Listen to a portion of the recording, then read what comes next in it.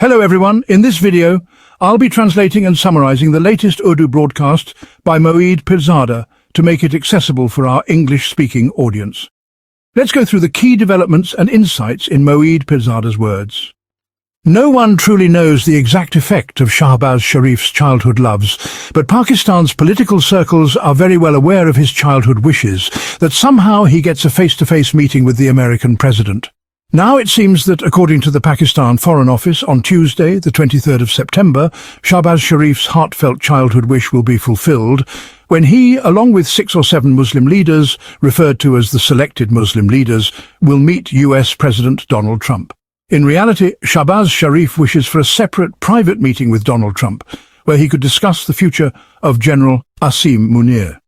He wants to recommend that General Asim Munir be sent in 2027 to lead the Islamic military alliance in the Middle East, which is headed by Raheel Sharif. The discussions with MBS, Mohammed bin Salman, are already done. They just need your approval on this. Unfortunately, this meeting with Shahbaz Sharif will not be one-on-one. It's possible that the meeting will end, and when Donald Trump wants to go to the restroom, as happens more often at this age, Shahbaz Sharif might follow him asking, "Mr. President, just 2 minutes, I want to talk." But the Foreign Office has set an agenda first. There will be 6 other leaders, according to the Pakistan Foreign Office, and the agenda includes Pakistan-US relations, the situation in the Middle East, Islamophobia, Israel, the environment, and every kind of topic.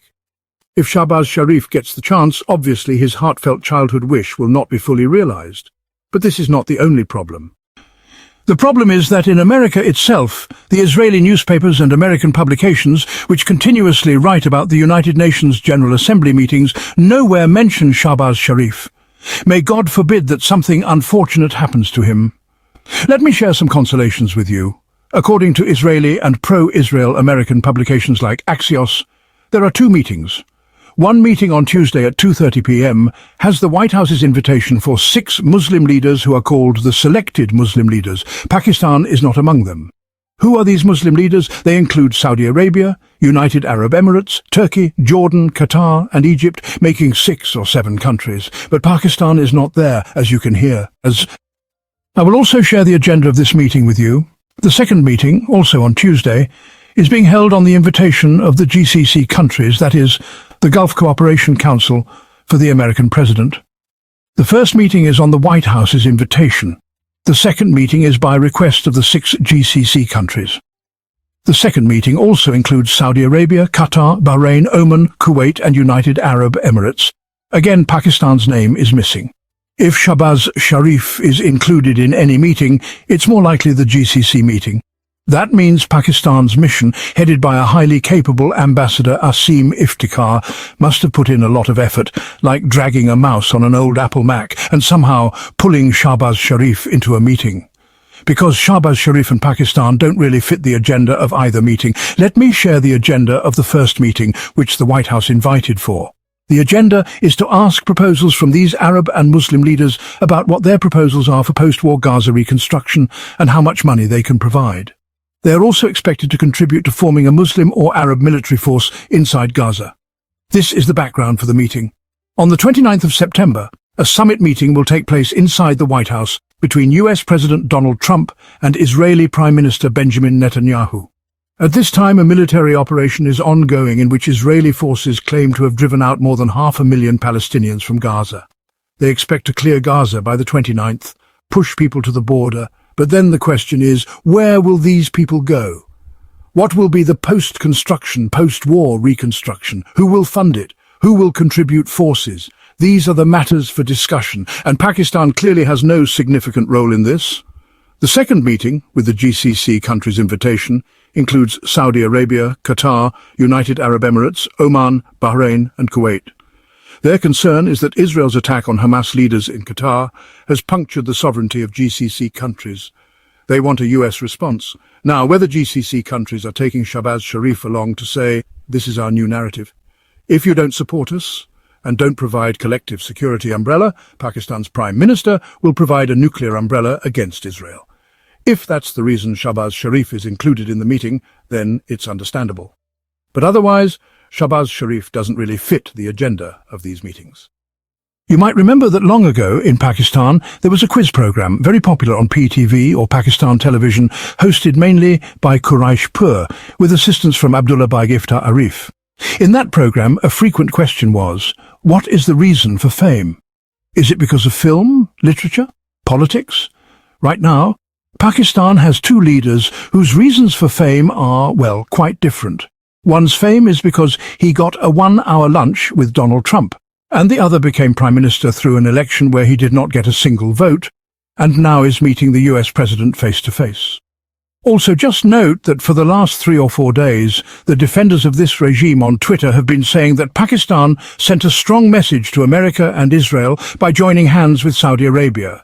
But in the last 12 hours, Pakistan's English newspapers are portraying Shahbaz Sharif's big achievement as the fact that Pakistan's Prime Minister will be present in meetings with selected countries whose leaders will meet the US President on Tuesday. You can connect the dots yourself.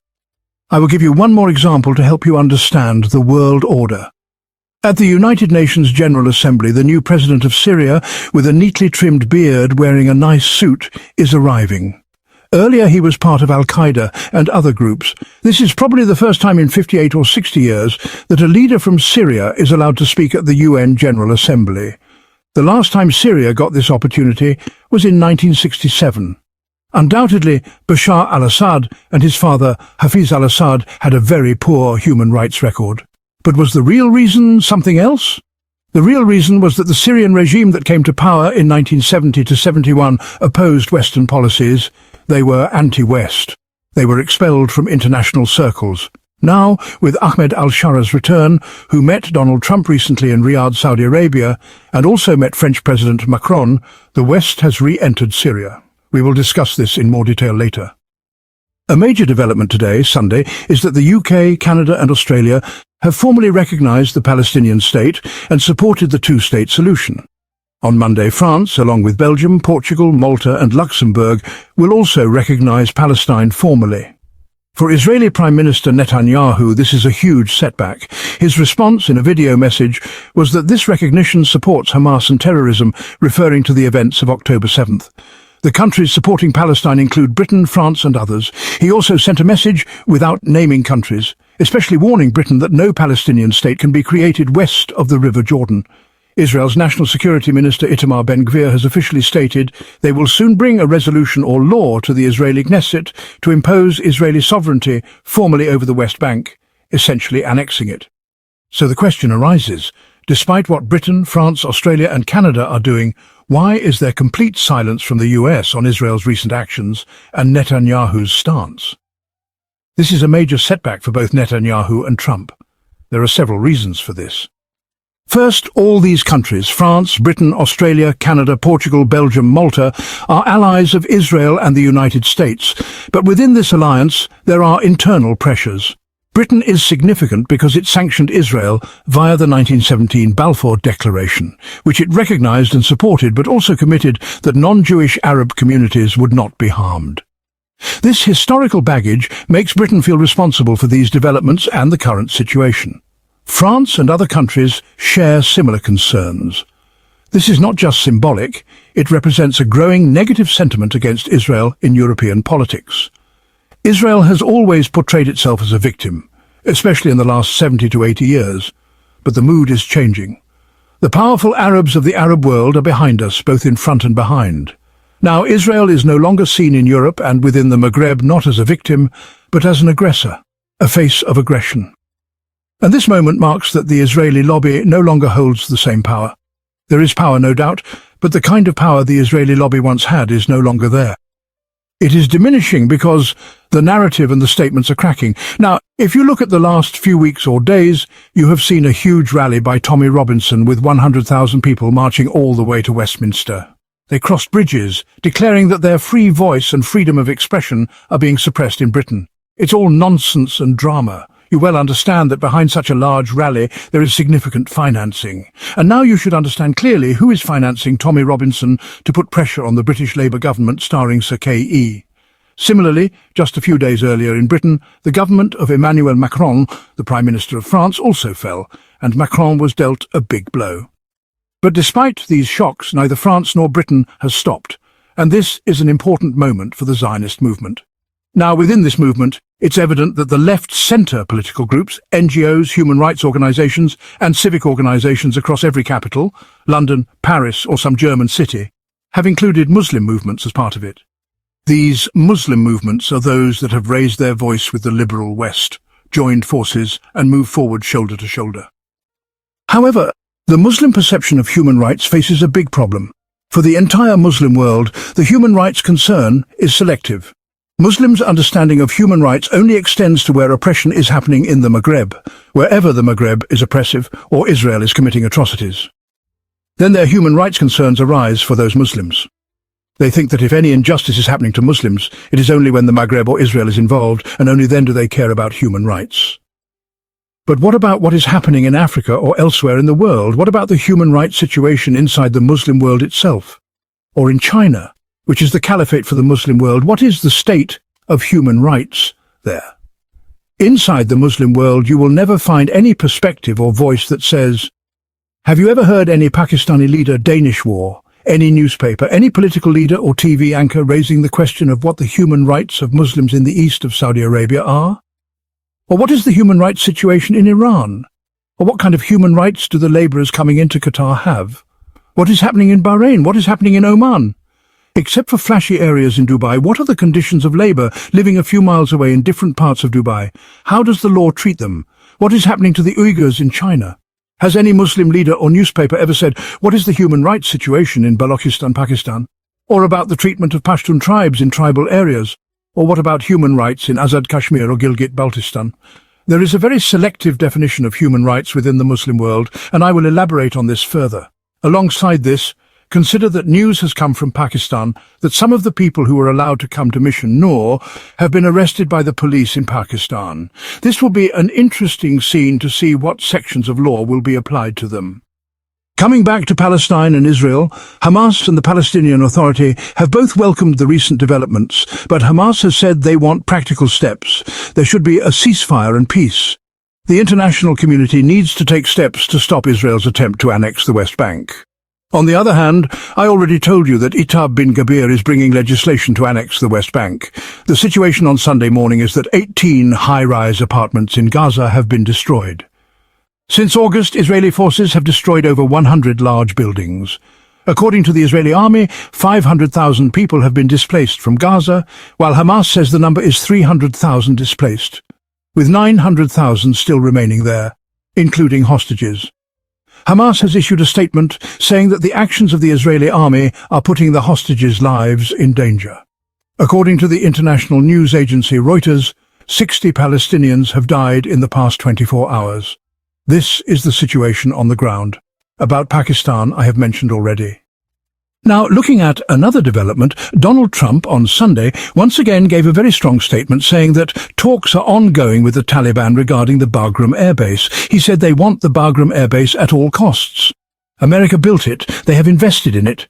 He called those who left it cowards. He warned that if the Afghan Taliban do not hand over Bagram Air Base soon, there will be consequences for them. The Taliban have responded sharply, saying absolutely not, it cannot happen. If America tries to take over Bagram Air Base, they will not allow it. When asked if the US would take military action, Trump refused to comment directly, but newspapers inferred that military action is not ruled out.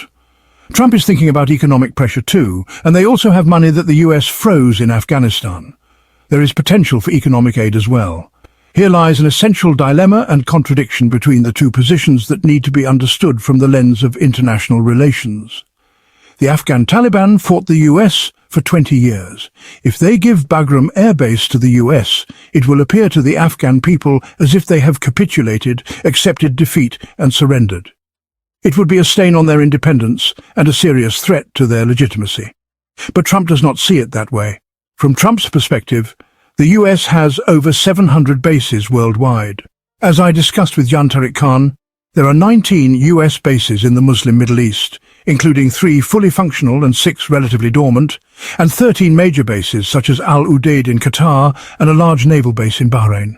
Trump says there must be one more base, and America pays for all these bases.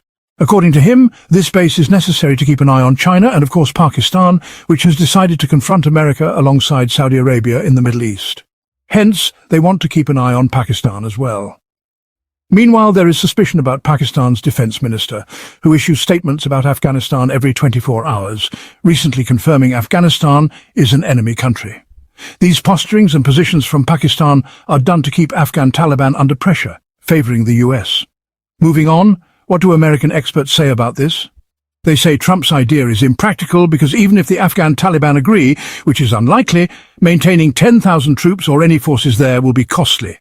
They will need protection, air force support, and there are many factions besides the Taliban, including Al-Qaeda and ISIS-K, who would be activated. The US forces would become a magnet for attacks, making the cost very high. So there's no very practical option. Trump is definitely thinking about economically squeezing the Afghan Taliban. Since he says talks are ongoing, this cannot be ignored. Talks must be happening at some level, probably through Pakistan or an Arab country like Qatar. The US military and defense departments are definitely involved, and we have to see what happens in the coming days. On a different note, Trump also said he wants to get Greenland and Panama back, but no progress has been made on either so far. In neighbouring India, Prime Minister Narendra Modi issued a video statement on Sunday, telling Indian people that knowingly or unknowingly, they are using foreign goods and should instead use domestically made products. He did not mention America by name, but implied American goods. The message is to avoid American goods and support Indian manufactured products. This has an interesting background. Amazon has a huge penetration in India, not only in big cities, but also small towns, where many Indians order goods from Amazon. Unfortunately, Amazon is not available in Pakistan, which is a big disadvantage for people there. Pepsi also has a big market in India, and the iPhone is growing rapidly, along with other American products. The message given is that the interests of these companies could be hurt. This Swadeshi or indigenous goods movement is old in Indian history. Congress first used this concept in 1905 during the partition of Bengal by Lord Curzon. It was heavily used in 1930 and during the India movement by Mahatma Gandhi with slogans like "Burn foreign goods" and "Remove foreign goods." Now it has been invoked again. Though since the economic reforms and opening from 1980 onwards, such ideas are not common in India and important things are welcomed, the current tense atmosphere is giving rise to this again. But the reality is different. There is a difference between what is shown and what is practiced. On one hand, there is this Swadeshi campaign, but on the other hand, India's Commerce Minister Piyush Goyal is expected to arrive in Washington this week to advance trade talks. Earlier, the US trade mission, which was supposed to come in August, finally came to India, and discussions are progressing rapidly. So there is a show for the public against America. But behind the scenes, Prime Minister Narendra Modi's administration is working very seriously and quickly with Donald Trump to resolve differences and fix trade matters. The Swadeshi signal is actually aimed at putting pressure on companies like Amazon, Microsoft, Apple and Pepsi so that their principal companies in the US and the US Commerce Minister, who is somewhat quirky, feel the pressure that their interests in India are at risk. That wraps up our translation of Moeed Pirzada's video. I hope this English version helped you understand his message better. Please like, share and subscribe to Awami Lens to help our community grow. Don't forget to leave a comment below and let me know what you thought of this effort.